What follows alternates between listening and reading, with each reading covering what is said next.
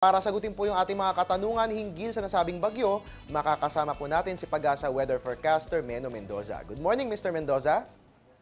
Magandang umaga sa iyo, Hari, at magandang umaga sa ating mga manonood. Alright, Mr. Mendoza, ano na po ba yung pinakahuling balita hinggil kay Bagyong Ramil? Itong si Bagyong Ramil ay huling namataan sa layong 950 kilometers, hilagang silangan ng Itbayat, Batanes. May taglay na lakas ng hangin pa rin umabot sa 150 kilometers per hour at may mga pagbugso naman na umabot sa 185 kilometers per hour.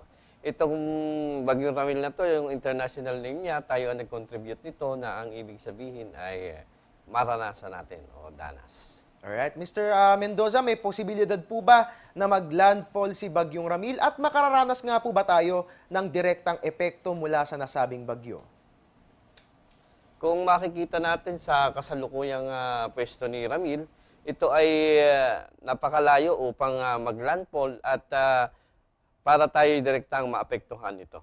Alright, that's good news, no, mga kababayan. Salubungin nga po natin ng Lunes sa pamamagitan ng isang magandang balita. Ayon nga po kay Pag-asa Weather Forecaster Meno Mendoza, inaasang hindi naman tayo maaapektuhan nito ni Bagyong Ramil dahil napakalayo na po ng lokasyon nito para direkta pang makaapekto sa ating bansa. Ito, Mr. Mendoza, no, posible po bang pag-ibayuhin muli ni Bagyong Ramil ang hanging habagat?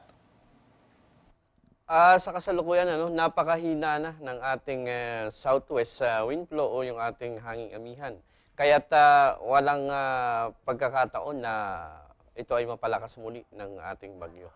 Alright, that's great news, no? Good news number 2 po yan. Inaasahang hindi naman po mapag-iibayo ni Bagyong Ramil ang hanging habagat dahil napakahina na rin po ng surge ng southwest monsoon o ng tinatawag po nating hanging habagat. At Mr. Mendoza, ito naman po, no, dahil isa na pong ganap na typhoon si Bagyong Ramil, malalakas na hangin ang taglay nito. Magiging maalon po ba yung mga karagatan natin gawa ng nasabing bagyo? May nakataas pa po ba tayong gale warning sa kasalukuyan?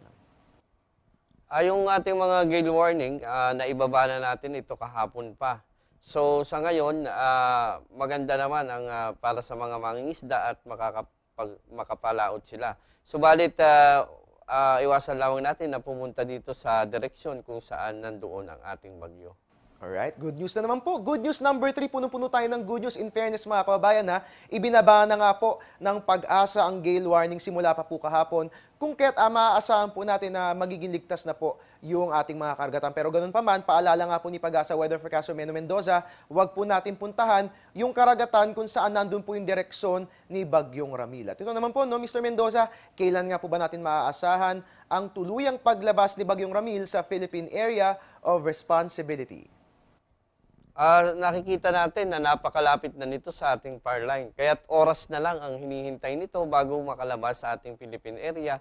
Kaya't inaasahan natin na mga alas 8 o bago magtanghali, lalabas na ito ng Philippine Area of Responsibility. And that's good news number 4. Apat na po magandang balita ang ating natatanggap ngayong Lunes ng umaga. Ito nga pong si Bagyong Ramil, Lunes na lang po ang binibilang bago tuluyang makalabas ng Philippine Area of Responsibility. Ito naman, Mr. Mendoza, kasi ngayon paggising po natin ngayong madaling araw, nakaranas po tayo ng maulang panahon. Ngayong araw ba ng Lunes, makaaasa tayo ng magandang panahon o itong mga pag-ulan na ito, ngayong madaling araw lang. Ano po bang nilalaman ng 5 a.m. weather forecast ng Pag-asa? Para naman sa magiging lagay ng ating panahon, itong bandang Palawan, gaya na rin itong Central Visayas at yung Mindanao, makakaranas pa rin ito ng mga mahina hanggang sa katamtamang pag-ulan, dulot pa rin ito ng ating Intertropical Convergence Zone, samantalang ang Kamaynilaan naman at ang nalalabing bahagi ng bansa ay magiging magkakaroon ng mga maaliwalas na panahon, maliban lamang sa mga pulo-pulong pag-ulan at pagkidlat pagkulog. Alright mga kababayan, yung po naranasan natin kanina mga pag-ulan dito po sa Metro Manila, ano lamang po yun, isolated rain showers and thunderstorms, huwag po kayong kabahan, hindi po yan direktang epekto ni Bagyong Ramil. At kung makararanas man ang pag-ulan sa Palawan, Visayas at sa Mindanao, yan po ay dulot lamang po ng tinatawag natin na weather system na Intertropical Convergence Zone o ITCZ o ang salubungan ng hangin sa Northern and Southern Hemisphere. Maraming salamat po Mr. Mendoza sa inyo ibinahagi impormasyon. Last few reminders po para sa ating mga kababayan ngayong araw ng Lunes, lalong-lalot patnot simula po ng panibagong linggo. Para sa ating mga kababayan, magdala pa rin ng mga palangga sa ulan dahil tuwing hapon o gabi, nagkakaroon pa rin tayo ng mga pag-ulan, lalo-lalo na dito sa Kamaynilaan. At doon naman sa mga mangingisda, tulad ng nasabi ko, iwasan lamang na pumunta doon sa lugar kung saan nandun yung ating bagyo. Alright, maraming salamat po Mr. Mendoza at mga kababayan, atin nga pong nakasama si Pag-asa Weather Forecaster Meno Mendoza na siyang nagbigay sa atin ng update hinggil kay Bagyong Ramil.